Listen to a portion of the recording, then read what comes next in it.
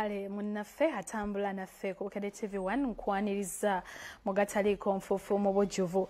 Tutandise ne Ssemaka atutte mukazi we ku poliisi ng'ono mugole ng'amuvunaana okubba ebintu by'omu nnyumba. Omukyala alangidde bba obukopi n'obukodo. Abafumbo Ronald Kyeyune ng'ono musuubuzi wa Speya ne Anet Kyazike batabuse ng'omusajja alumiza mukazi we okubba ebintu bya mu nju nga bano bakukyalo Bugembo Mugombola Ebbaale mu disitulikiti y'e Kayunga. Ekisinga okuluma Kyeyune kwe kubanga omukazi Kyazike gwe yawasa okumukulaakulanya ate yazze ku by'omu nju n'abibba.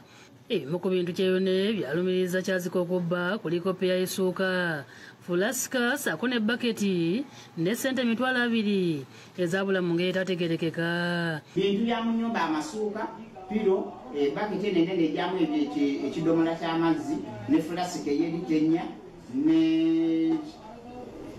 ne tissaati ne ssente kale $40. Kale bisi ebyalibadde eby'amaanyi nnyo. Naye ate ssente okusinziira ku mmere gye twalimu ne mukwano gwange nga n'emmere tubyangule na buli kimu. Nabitunda ndagala kugula ddagala. Nali mulwadde. Nze ebintu bye mumanyi tosobola mubeerawo ng'oli mulwadde n'omugamba kino kinnuma kuba nusu 10 oba nusu 5 n'agamba genda ogula eddagala. Kyeyune akalambidde nti omugole Kyazike alina okuzza ebintu bino oba si kyo amusasula ensimbi $50 ng'ekyo bwe kimulema akkiriza agende mu nkomyo asibe waakiragire ng'alimira ku gavumenti.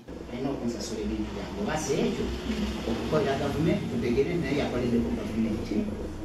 Abala okusindidde kasooli yiika nnamba nakusindira muwogo yiika nnamba otasonyiwa wabaaki. Omusasi waffe abasanze battunkira mu ofiisi ya Helen Alikoba akola ku nsonga z'abaana n'amaka e Kayunga ng'oluvannyuma yeegatiddwako Collins Kafeero avunaanyizibwa ku maka n'eddembe ly'obuntu ssaako Muhammad Sebuliba owa poliisi n'omuntu wa bulijjo. Kyazike agambye nti emyezi ena gy'amaze ne Kyeyune omwezi ogumu yagumala ng'anobye nga kyava ku mpisa za bba Kyeyune zitagumiikirizika nga n'obukodo alinga eyatta nabwo omukago. Nze sobola kuddayo wuwe. Banga kumuntu akufumira kota ya sukali nakufumira kota y'emmere n'olwanda takujjanjaba Bannange kisoboka.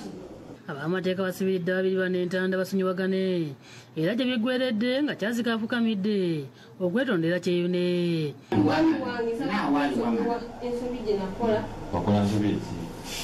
funda baketi ne fulasika n'amasuuka. Waliwo ensobi ezakolebwa n'atuula ebintu bye atakubuulidde. Watwala baketi watwala ya bbaawo naye walina ensonga lwaki wakola ki wagitwala wali onyiizeemu kati twagala wano muve wano nga mukwataganye. Kwa Kyeyune ebyokwetonda biringa emuyise ku mutwe ng'ategeezezza nga balina okumala okwerowooza.